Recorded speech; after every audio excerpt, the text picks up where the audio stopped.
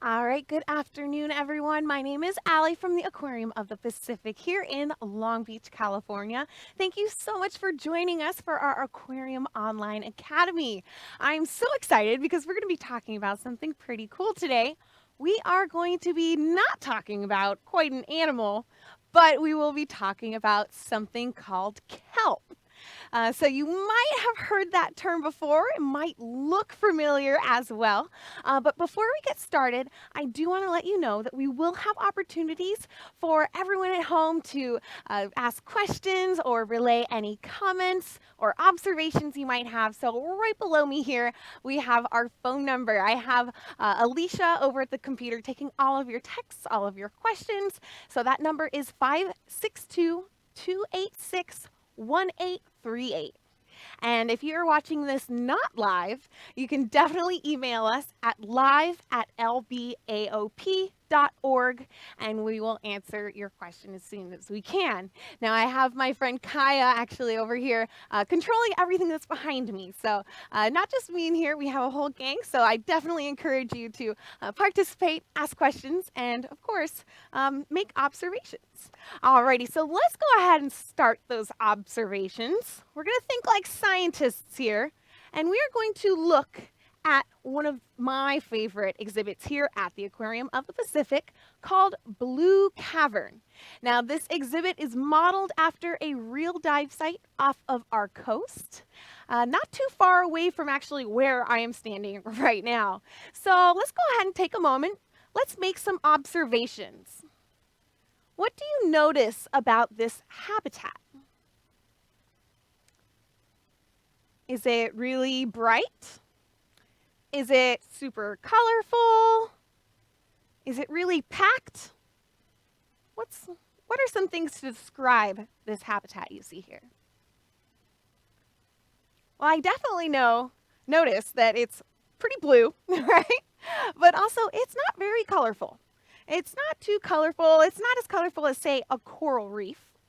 And I notice a lot of sandy bottom, lots of rocks on the bottom, some larger than others. But I see a lot of animals swimming around here, like this whole school of sardines here. But all of this plant stuff, that is what we are going to be talking about today. That is algae. That is kelp. So kelp is just one kind of algae. There are several different kinds of algae, and there is three main colors of algae. So we have red algae, green algae, and brown algae. I'm going to challenge you. What do you think this kelp is? Just by looking at it, would you say it is a red algae, a green algae, or a brown algae? What would you say? Just by using your eyes. It looks pretty green to me, huh? Yeah, sometimes it can be a little misleading because this is actually a brown algae. Yeah, so they just reproduce a little bit differently than each other, but this is a brown algae that here in Southern California, we are so lucky to have off of our coast because it's a really unique place and it's home to thousands of different kinds of animals. So we, of course, call this the kelp forest because it's similar to a rainforest on land. Maybe in school you've learned about the rainforest and how there's so many awesome animals all the way from the ground, all the way up to the canopy. Same thing right here. There are lots of different animals that call the kelp forest home. So we're going to talk a little bit about, first of all, what is kelp? So we talked about it's an algae. But what exactly is that? Is that a plant? Well, it's not exactly a plant. This is where it gets a little bit tricky. It acts like a plant, but it actually is a little bit different. And let's go over those differences just so we know how to tell them apart. First of all, this algae here, they don't have roots. So if you look near the bottom, you might notice they're almost looks like they're coming out of the rocks. Do you see that?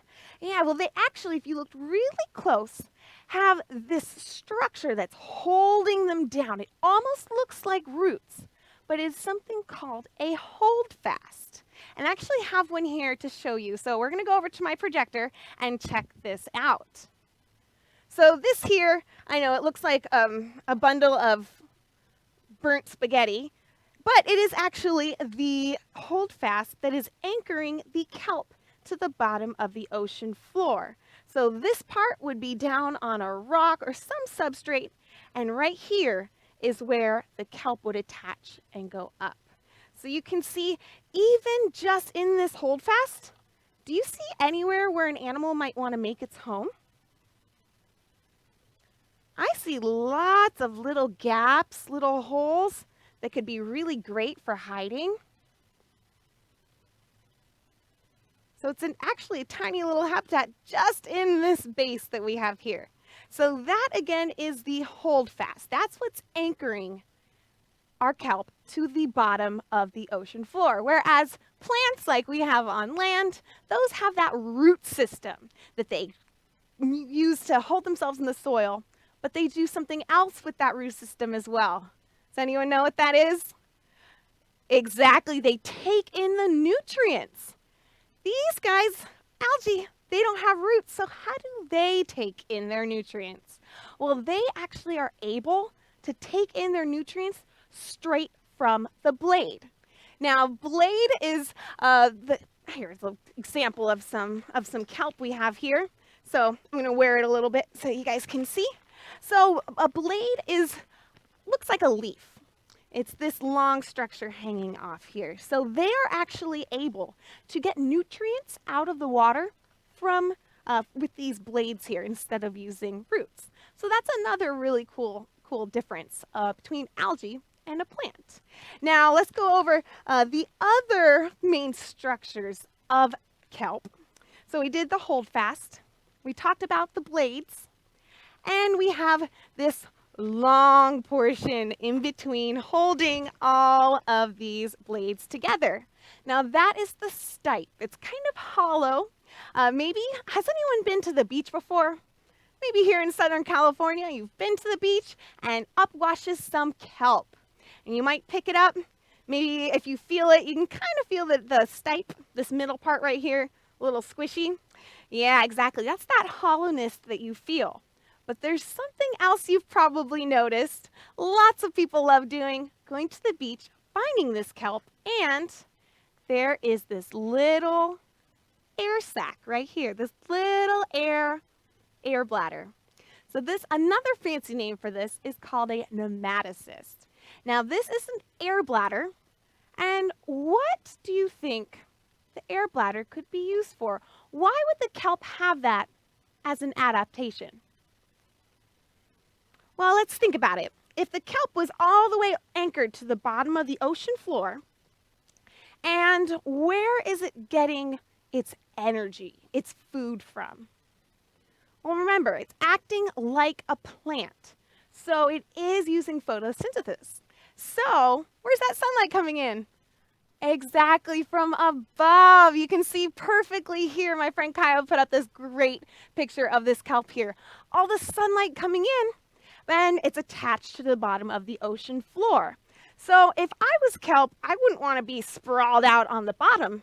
I'd want to reach to get as much sunlight as possible. And air floats underwater. So I think of these as little balloons. So if you think of it like that, they're just filled with little pockets of air, and it helps to bring the kelp all the way to the surface. Isn't that cool? So you might pop them at the beach, but that is what they're used for. They're used to get the kelp all the way up to the surface. Now, sometimes if the kelp does grow over long enough, it grows and makes what's called a canopy. That's when all of this kelp can grow and make it grows too much for the depth of the ocean. So it actually grows over and creates, it almost looks like a nice mat full of algae, and that can be a really great home for things as well. Now, of course, fish may use this as a nursery.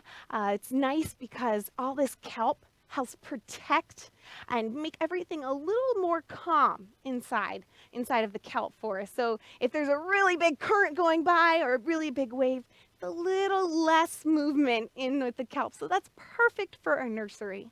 But also, lots of animals on top of the water use this canopy, this layer on top of the ocean, such as seabirds use it to rest in it. You might see that if you're out in the open ocean on a boat. You might see some birds resting on something. It's probably kelp. Some other animals use it, like sea otters. Sea otters will actually take their baby pups. Oh, here's an adorable sea otter. So they can actually take their pups, and when the moms or the dads need to go get food, they can't really bring their baby with them. So what they're going to do is have their baby, wrap them up in a little bit of kelp right at the surface, and then they can dive to get their food. So a variety of animals use it in different ways. But of course, we have already learned that this is an algae. Oh, here's another picture of an otter here feeding. Oh, my microphone fell off. I apologize. All right, so there is another otter here feeding on a crab that you might notice. Now, crabs are another type of animal that might use the kelp forest as their home. So kelp forests usually don't get much deeper than around 50 to 100 feet, which might seem kind of deep, but if we think about it, if they went much deeper, what do you think that the kelp would need that wouldn't be there? Exactly, the sunlight.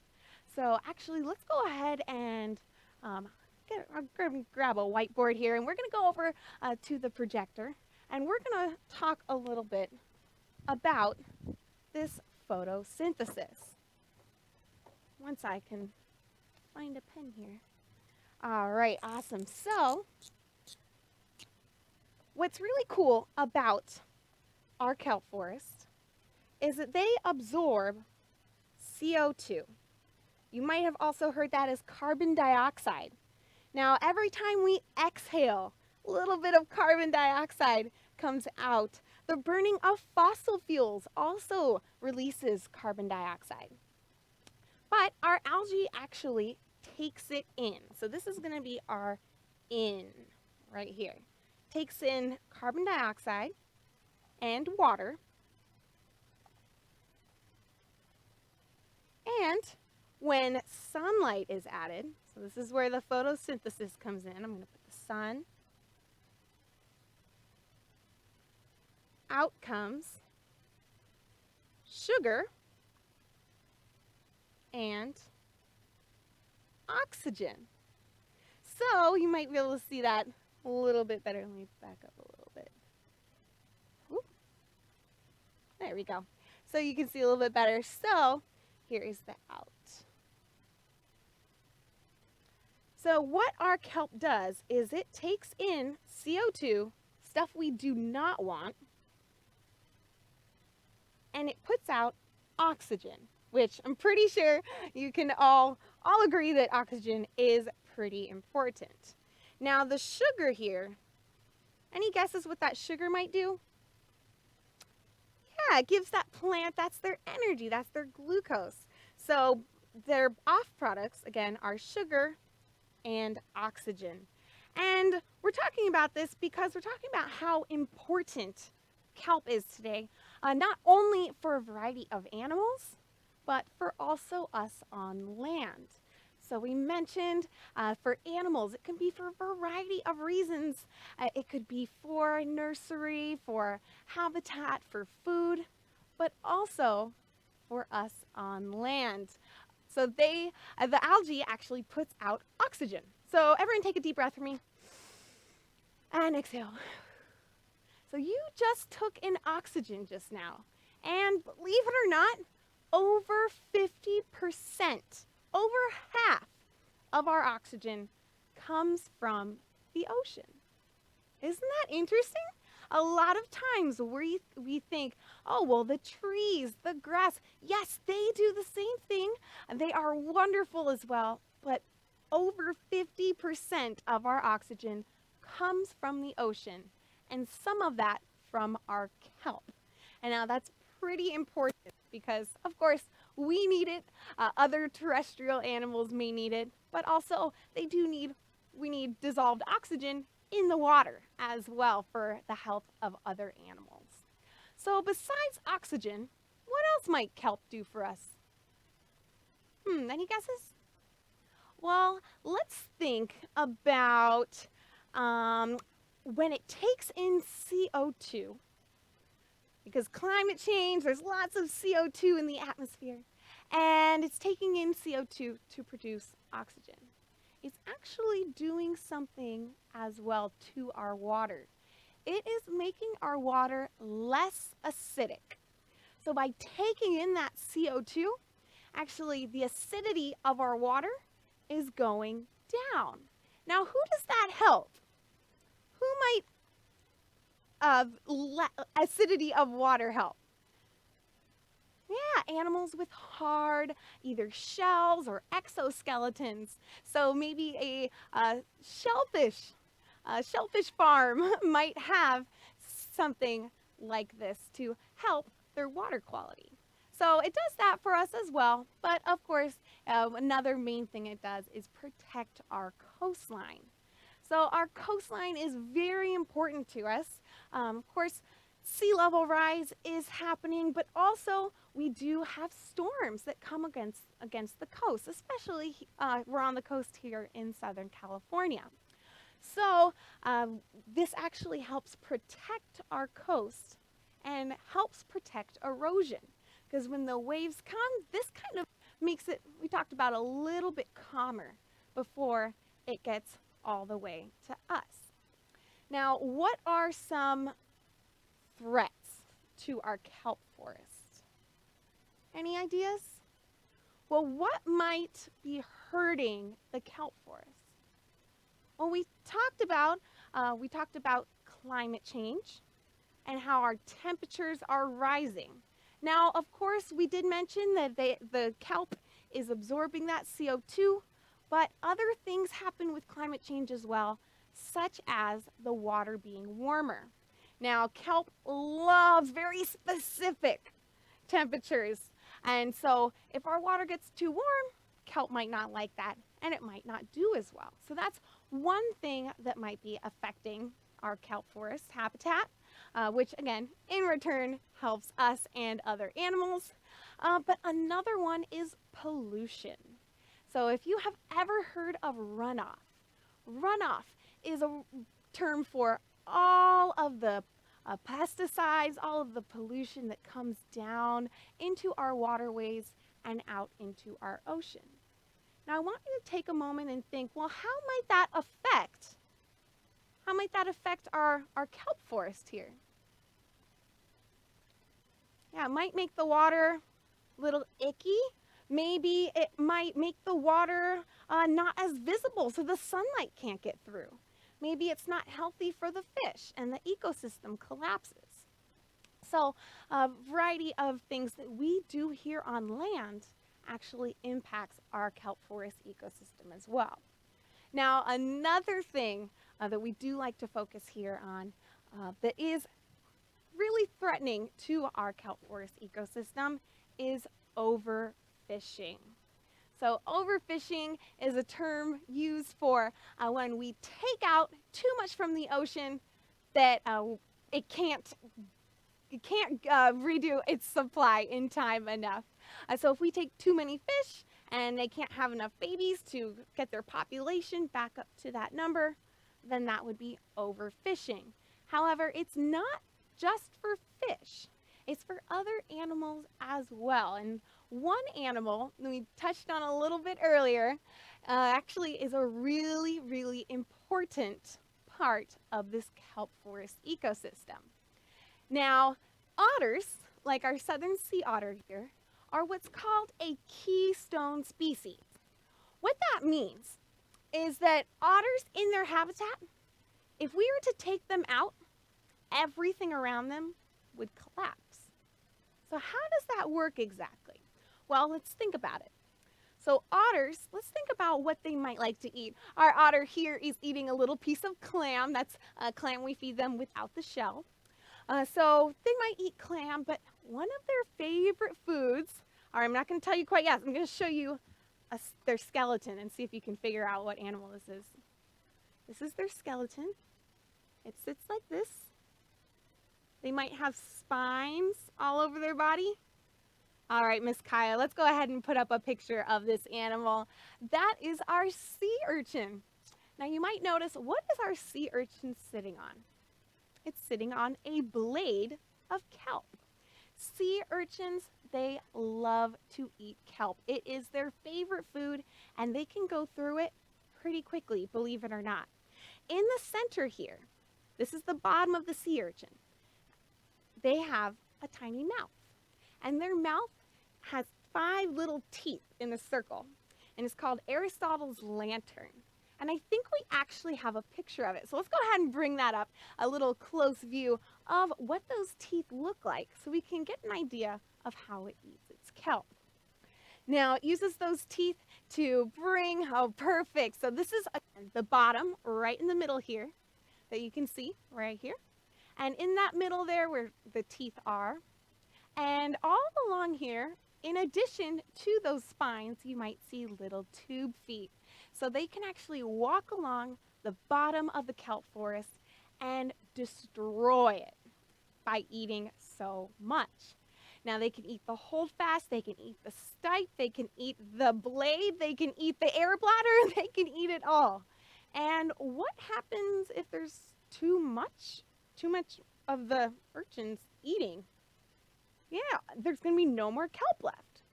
So what happens is our otters, they go down to the bottom of the kelp forest and they pick up sea urchins. So sea otters bring them all the way up to the surface and they lay back on their bellies and they crack them open and they eat the inside.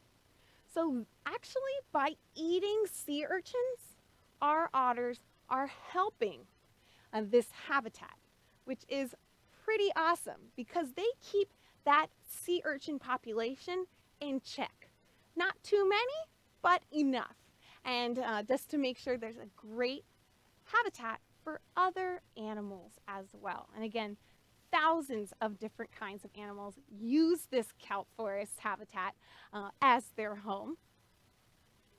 Oh, Miss Kaya has a video of an otter eating. Oh, look how cute they are, bringing their food right on up to the surface. They can't hold their breath very long, so they're not going to be eating much underwater.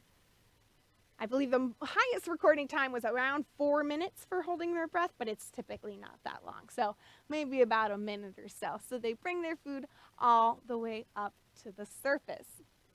So we talked about this habitat as a whole. We talked about what affects this habitat. We talked about what kelp is.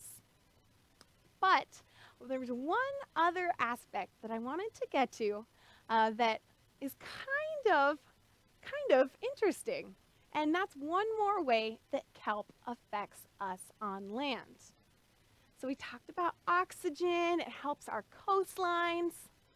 There's one more thing, and I bet you have used some sort of algae today.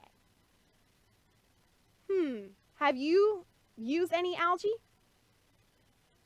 I see a couple nods, but they work here. Well, I'm sure you have. If you brushed your teeth this morning, I'm hoping you did. Did everyone brush their teeth this morning? All right, good. If you use toothpaste, did you know that there is algae products in that toothpaste? How about, okay, let's find a harder one. I'm pretty sure you like ice cream, right? Or chocolate. How about, let's put it together, chocolate ice cream? Awesome. Well, there is algae products in that as well.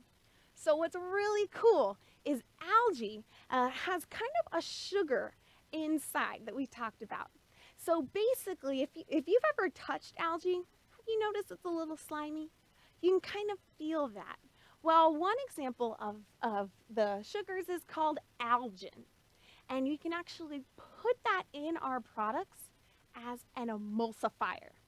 Emulsifier is a really big word for a glue. It's something that sticks things together. So when you open up your toothpaste, it doesn't all just spill on out. It is that nice thick consistency.